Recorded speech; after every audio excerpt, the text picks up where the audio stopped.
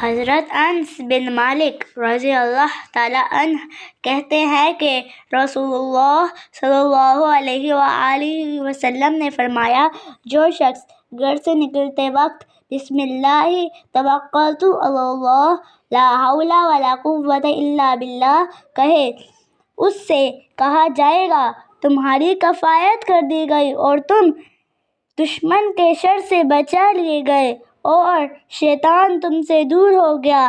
माशा अल्लाह।